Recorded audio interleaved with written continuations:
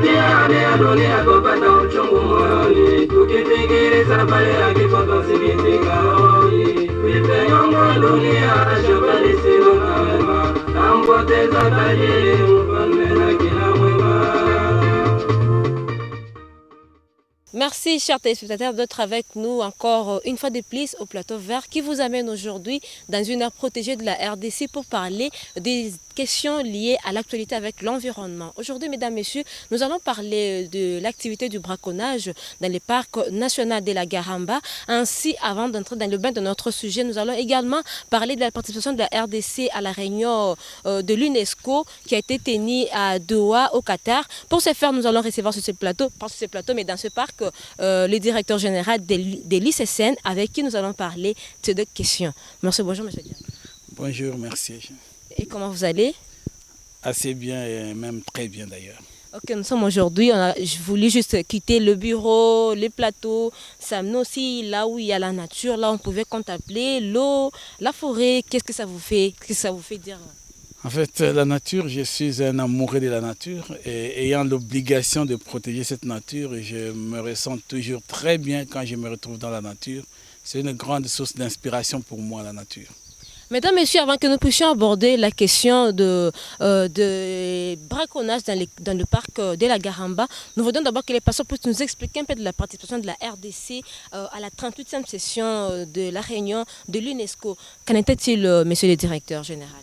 Merci. En fait, il s'agissait de la 38e session du Comité du patrimoine mondial de l'UNESCO qui était tenue effectivement à Doha, au Qatar, où la RDC a été représentée par une forte délégation.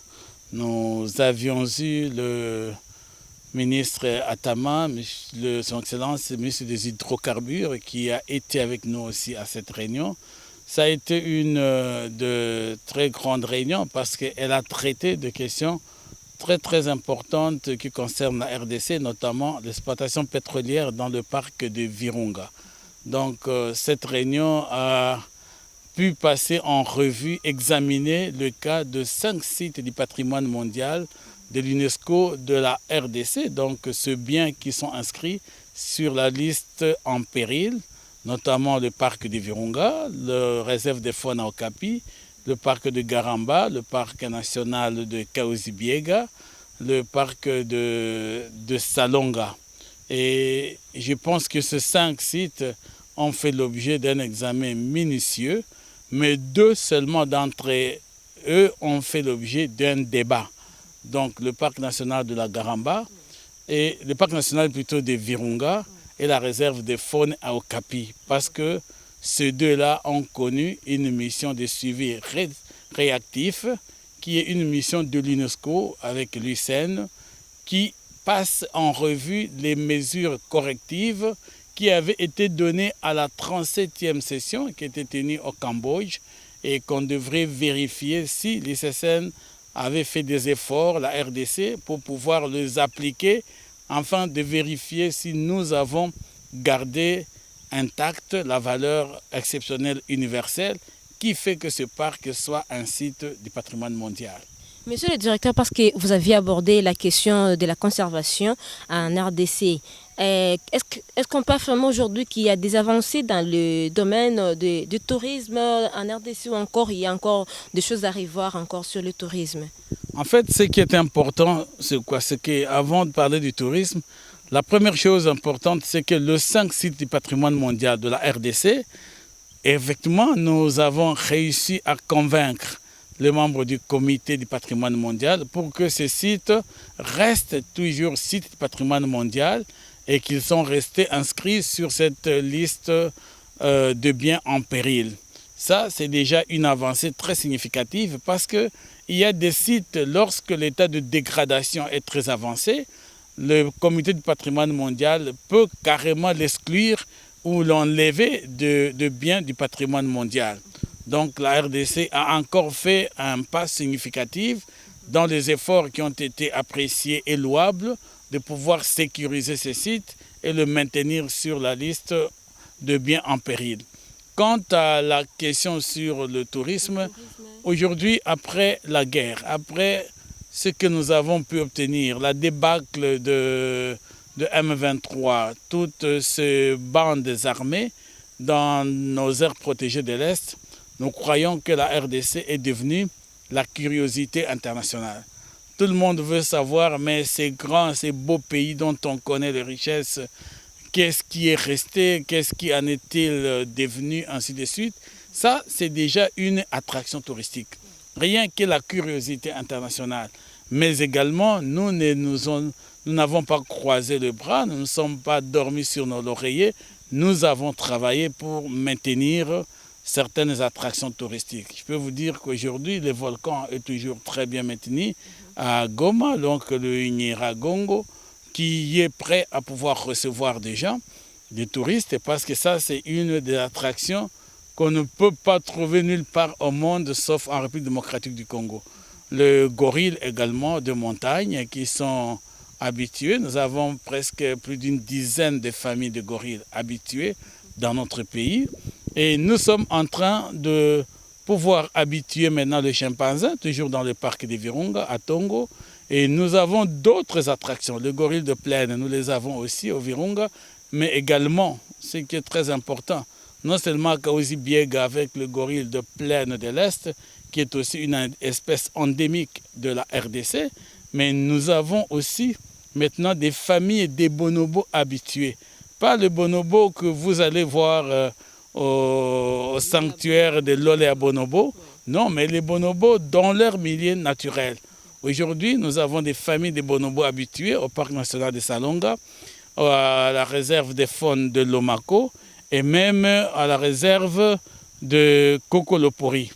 Donc nous avons au moins 3 sites, si pas 4, où vous pouvez voir les bonobos dans leur milieu naturel avec ces quelques familles qui sont habituées. Et vous montez à Garamba, bien sûr en passant par Epulu, nous avons aussi d'autres attractions touristiques, sans oublier le beau parc que nous avons au Katanga avec un paysage merveilleux et la plus grande chute d'Afrique, la Lofoï. Tout cela font des attractions touristiques. Donc c'est parmi le plan d'action prioritaire pour nous en cette année ou avant la fin de cette année 2014 de pouvoir développer réellement l'écotourisme en République démocratique du Congo. Chers téléspectateurs, nous allons bientôt aborder notre sujet du jour. Il s'agit bien de l'activité du braconnage dans le parc national de la Garamba. Monsieur le directeur général, êtes-vous au courant qu'il y a eu encore une activité de braconnage dans le parc de la Garamba? Oui, c'est assez déplorable. Je suis au courant et je déplore le fait que nous puissions connaître cette hécatombe dans le parc de la Garamba. Je peux vous informer qu'à ce jour ici, nous avons atteint maintenant plus de 75-76 éléphants tués dans les 3 derniers mois. Et cela fait réellement objet d'une préoccupation très très grande au niveau de l'ICCN.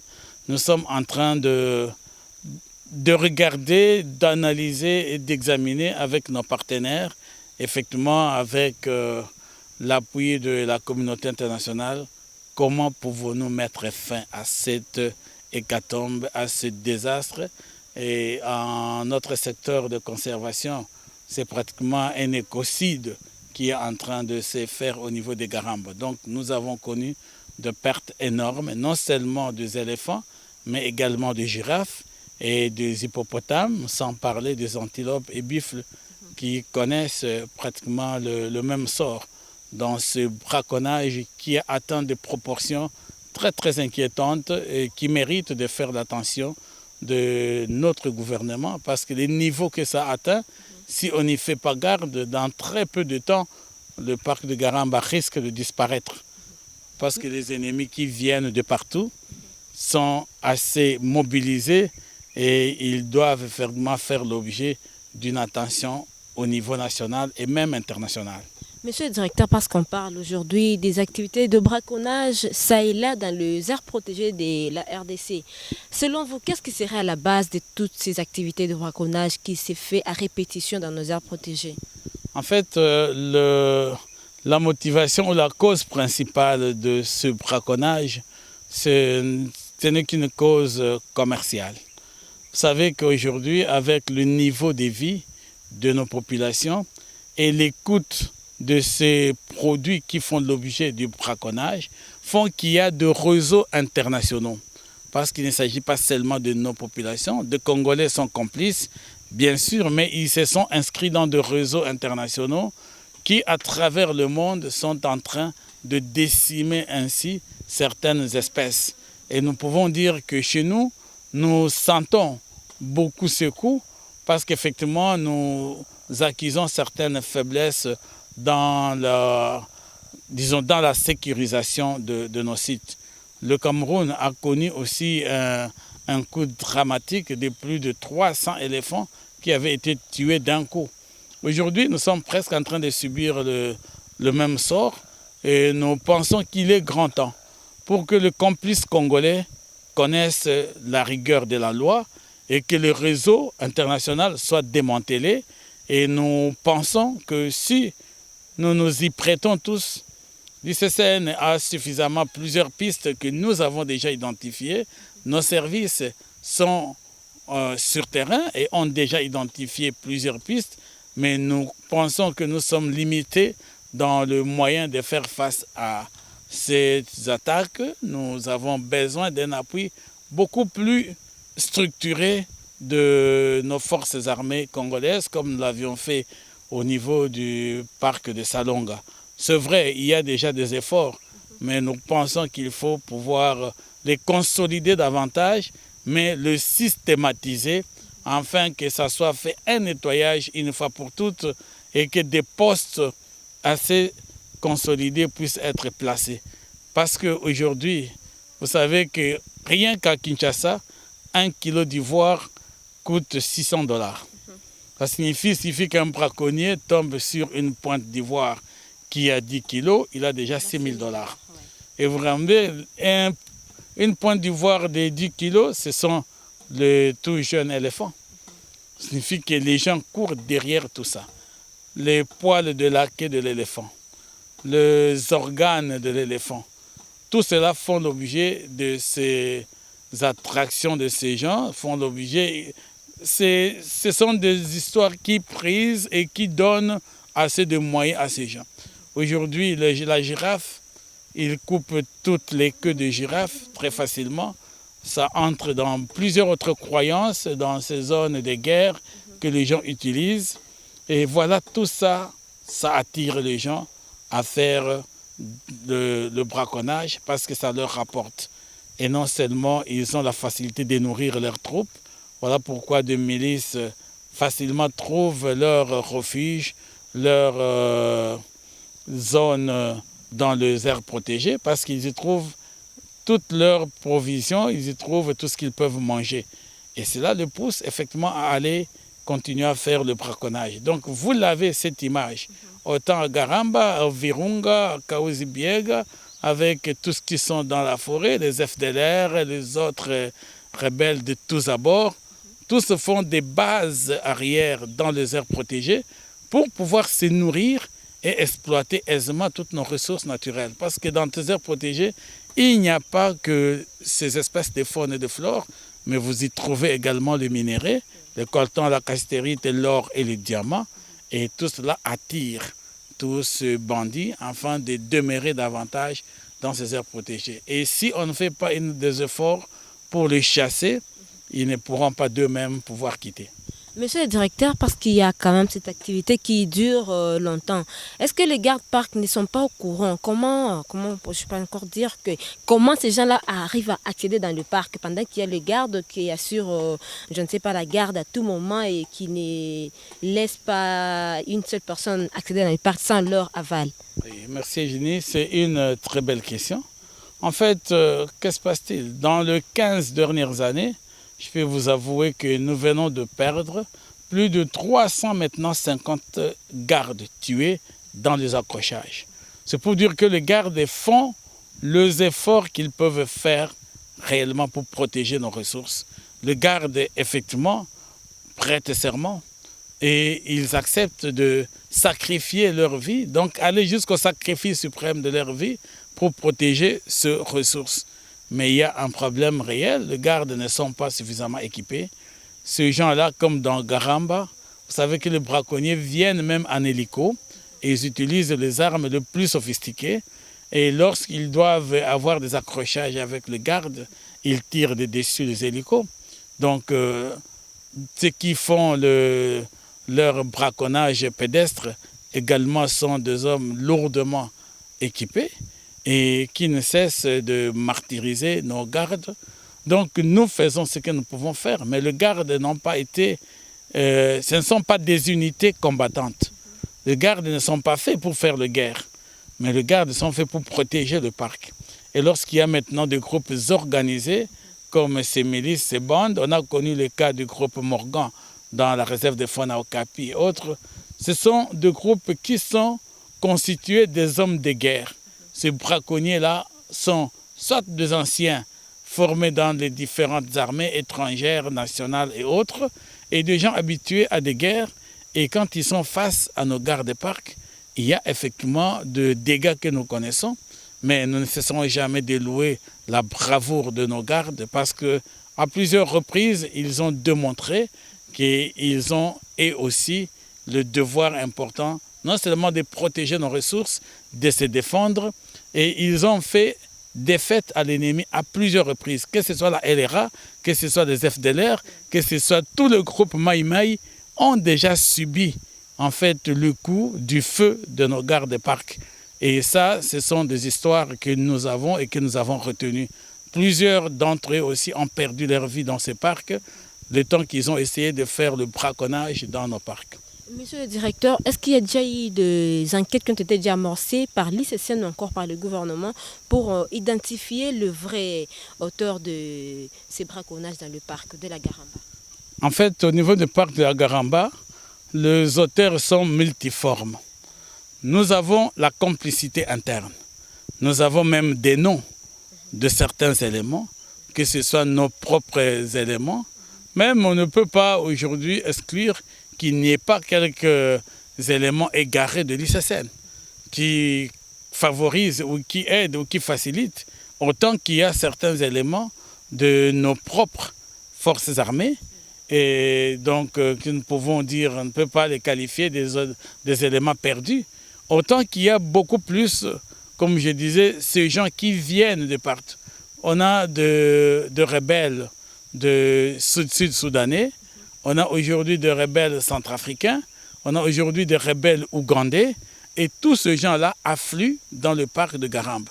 Déjà, quand on voit ces 5 sources, sans ignorer bien sûr le commissionnaire parmi ces trafiquants et hommes d'affaires qui sont dans cette partie.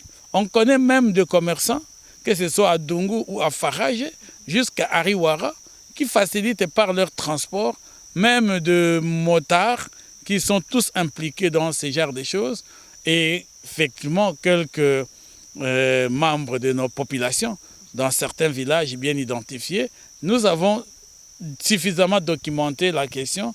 Et aujourd'hui, nous pouvons très bien présenter à la face de l'opinion et autres. C'est pour des raisons stratégiques que je ne sais pas beaucoup énumérer le nom de certaines personnes, mais nous avons toute une fiche maintenant parce que nous avons eu le temps de pouvoir documenter et de pouvoir envoyer nos éléments de renseignement sur place qui ont pu déceler pratiquement tous les réseaux sont presque connus. Il ne reste qu'on fasse des opérations de grande envergure pour pouvoir obtenir la libération de tous ces parcs. Effectivement, il mérite d'être libéré, ce parc. Monsieur le directeur, parce que vous avez parlé que parmi les personnes citées dans cette activité de braconnage, il figure aussi quelques membres de l'armée congolaise. Alors, quelle est la position du gouvernement congolais face à cette situation? Parce qu'il y a des membres de son armée qui sont cités dans cette activité de braconnage. Il y a également la population de ce coin de la RDC qui est aussi citée. Quelle est la position du gouvernement actuellement? Oui, lorsque nous parlons de membres de l'armée, effectivement, ce n'est pas l'armée congolaise, ce sont ces éléments que nous qualifions des éléments égarés qui commettent ce genre de bavures. Et nous savons qu'il a été organisé de chambres foraines à Dungu et ailleurs, que le gouvernement a dû organiser au travers de notre structure de la justice militaire.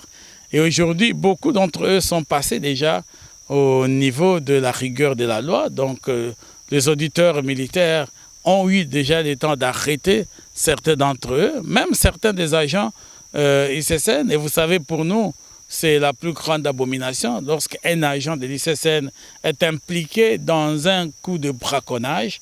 Non seulement il doit être traduit en justice, il va être condamné, mais également il doit pouvoir être révoqué. C'est une révocation sans préavis.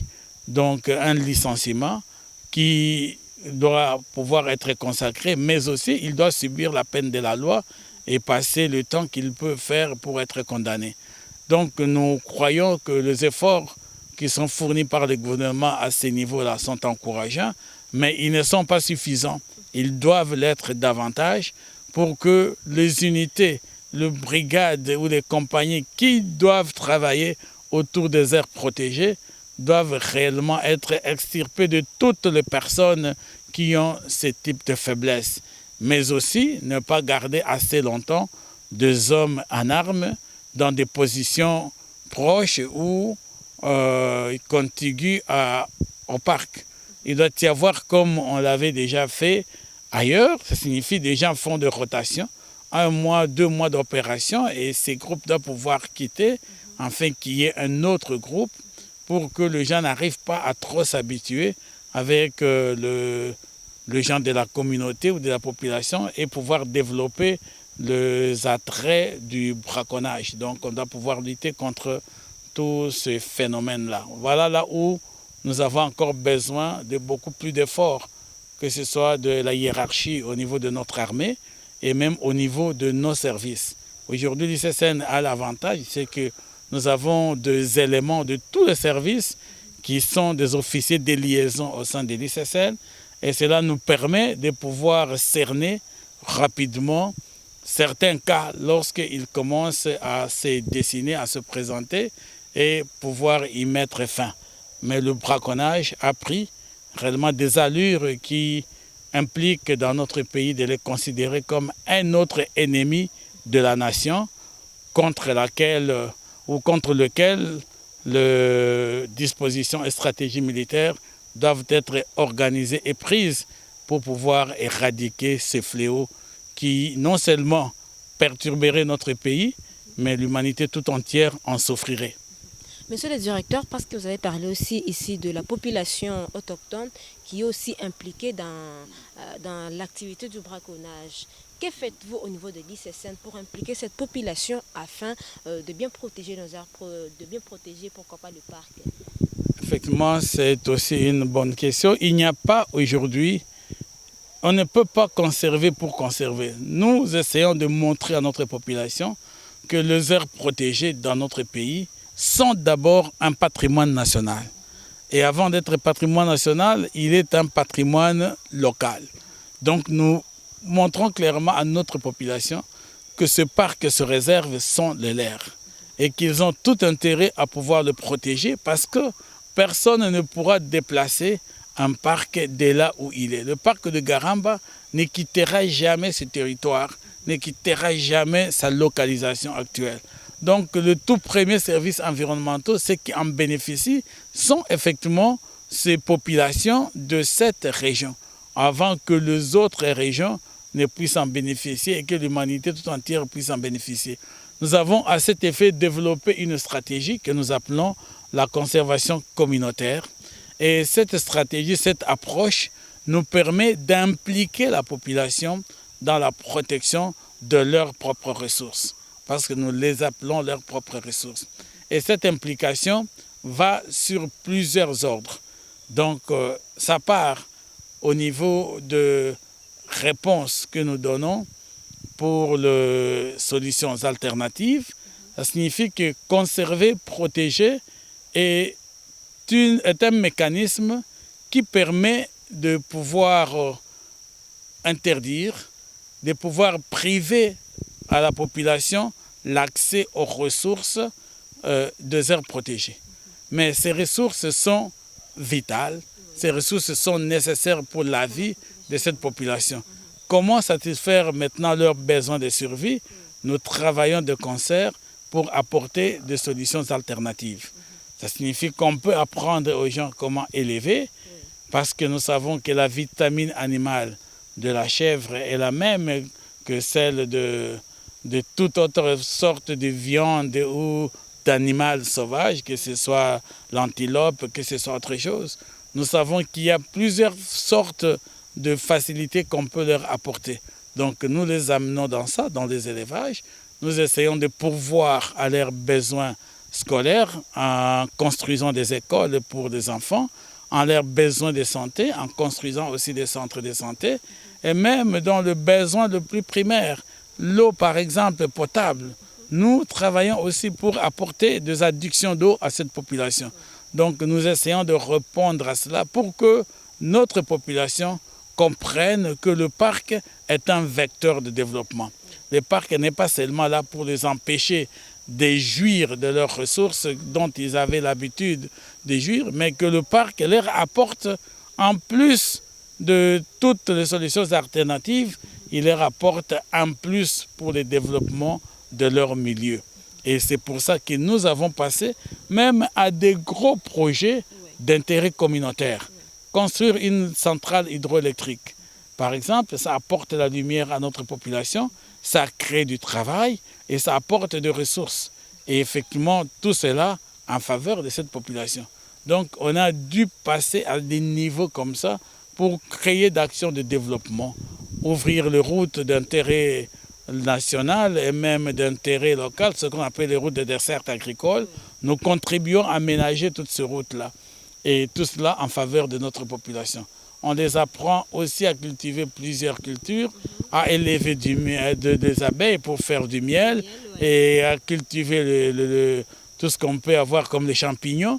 Donc énormément d'activités alternatives que nous disposons pour le bénéfice de notre population, afin que les populations puissent adhérer à la stratégie nationale de la conservation de notre biodiversité et de toutes nos ressources naturelles.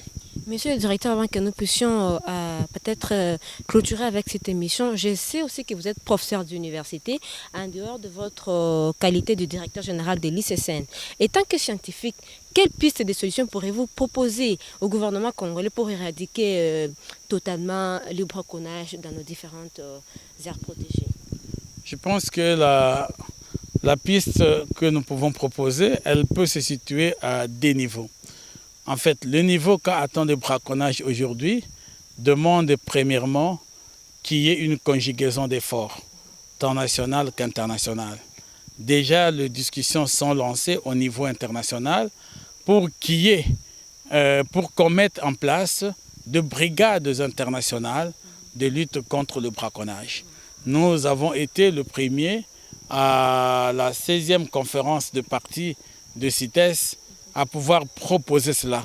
Et cette idée avait été acceptée et aujourd'hui elle se répand et elle se construit, elle se consolide pour qu'à travers le monde on examine la possibilité de créer une brigade internationale de lutte contre le braconnage.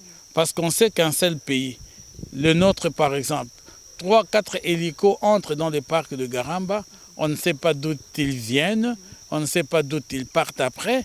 Ils tuent les éléphants et dans moins de 10 minutes, ils utilisent une technologie très avancée, meurtrière bien sûr, et ils ont déjà enlevé toutes les défenses, donc les ivoires, et ils les amènent dans très peu de temps. Là, il faut une surveillance qui doit être internationale.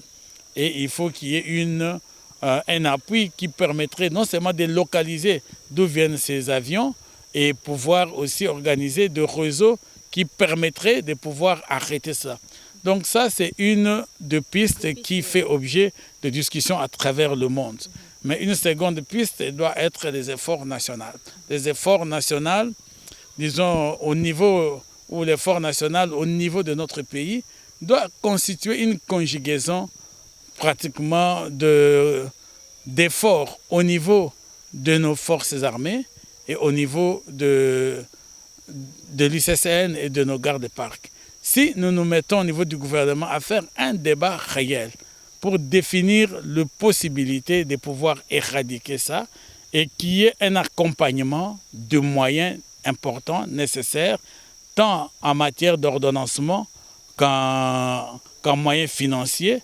Nous croyons que nous pouvons nous-mêmes constituer déjà une brigade nationale de lutte contre le braconnage. Et il faut qu'on arrive à ça. Si nous constituons, nous l'avons déjà appelé, nous, une brigade verte, qui pourra être constituée des bons éléments au niveau de nos gardes-parcs, au niveau de nos forces armées, au niveau de notre police nationale, et qu'on constitue cette brigade qui pourra être suffisamment équipée et assez mobile. Nous pourrons arriver à éradiquer ces phénomènes au niveau de notre pays.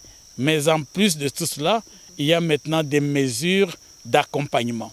Il faut qu'on comprenne que pour éradiquer le braconnage contre les éléphants, nous devons commencer par sévir tous ceux qui s'impliquent dans le marché d'ivoire. Kinshasa est suffisamment aujourd'hui bondé de ces commerçants d'ivoire.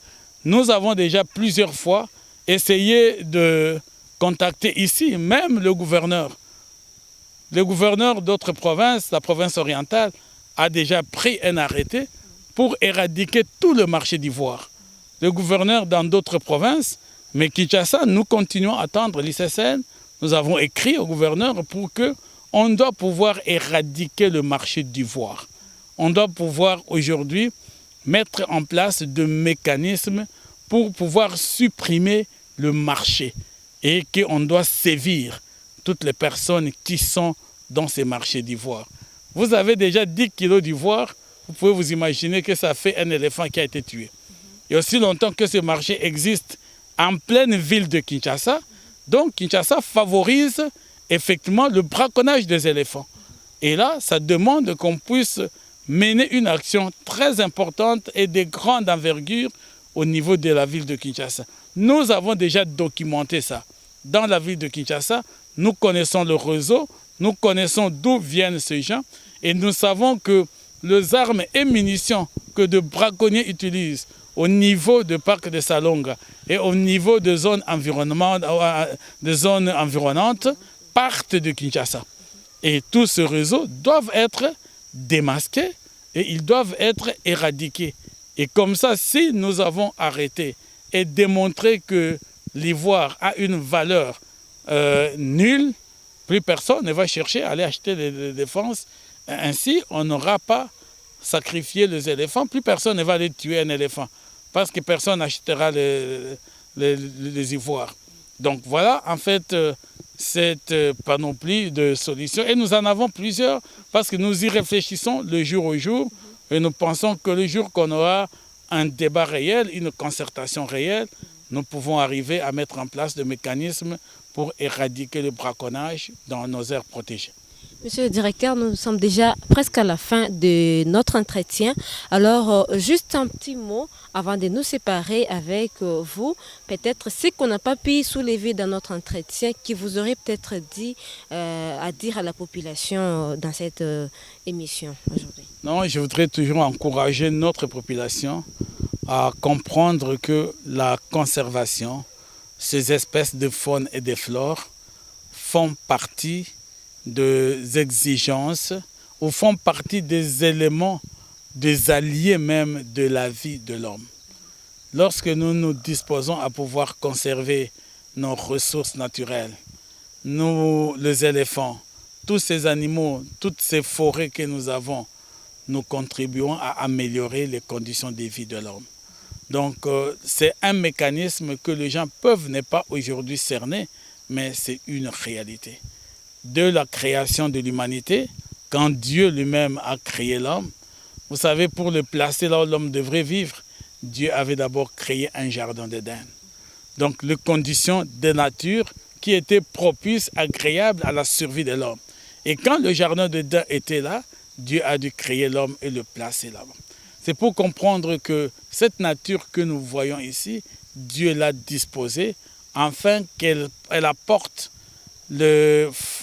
je peux dire pratiquement le lit de l'existence de l'homme. Et c'est ça qui est le mystère que Dieu a fait. Et ce mystère est toujours valable jusqu'à aujourd'hui. Quand nous détruisons la nature, nous détruisons notre propre existence. Nous voulons améliorer notre existence, contribuons à conserver, à protéger nos aires protégées et nous donneront encore un sens réel pour notre survie et notre existence. Ça, c'est ce que je voudrais appeler. Nous avons besoin de tout le monde. La conservation est une affaire de tout le monde. Ces aires protégées ne sont pas la propriété ni de l'ICCN ni de l'ADG que nous sommes, mais ce sont les ressources de notre pays qui sont un patrimoine national et un patrimoine humanitaire. Ça nous aide à répondre à tous les défis de la nature, le changement climatique, le réchauffement de la planète, mais c'est aussi notre laboratoire naturel. Nous y trouvons tout ce que nous pouvons avoir comme médecine, non pas seulement la médecine mystique comme les gens essaient de le transformer, mais les arbres avec les vertus médicamenteuses, ça, Dieu les a créés pour que l'homme puisse l'utiliser. Nos animaux les utilisent pour leur guérison, mais nous devons pouvoir les protéger. Et nous invitons effectivement nos autorités à tous les niveaux, tous les services qui sont impliqués dans la sécurisation de notre pays, à venir en appui à l'ICCN. Et qu'on ne retrouve plus des cas que nous avons connus. Lorsque les gardes arrêtent des braconniers, les braconniers vont aller chercher la police vient arrêter les gardes. Non, on doit pouvoir quitter ces niveaux-là. Il est trop bas pour un pays qui se respecte comme le nôtre, qui est autant de chevauchement entre les services d'un pays. Nous croyons que nous avons besoin de conjuguer tous les efforts et que les services ensemble doivent concourir à la protection, à la sécurisation de notre pays, de nos biens, de nos ressources naturelles, chacun dans son secteur d'activité. C'est ce qui fera la grandeur de notre pays et de notre nation. Voilà ce que nous pouvons apporter et demander aux autres, que nous aussi nous disposons à pouvoir aider et apporter notre pierre à la reconstruction de notre pays. Monsieur le directeur, nous vous remercions d'avoir répondu et de nous avoir éclairci sur toutes les questions qui faisaient un peu de flou dans la population congolaise. Merci à vous et merci à Plateau Vert, votre tribune dans laquelle nous pouvons encore continuer à apporter le plus d'informations pour vos téléspectateurs. Merci. Chers téléspectateurs, cette émission est arrivée à sa fin. Nous vous remercions, vous également, qui l'avez suivi. Et nous disons que la protection de notre environnement, la conservation de la nature, c'est une affaire de tout le monde. Vous devez tous vous y intéresser parce que ça dépend de notre vie. Merci à vous qui nous suivez à la maison. Au revoir.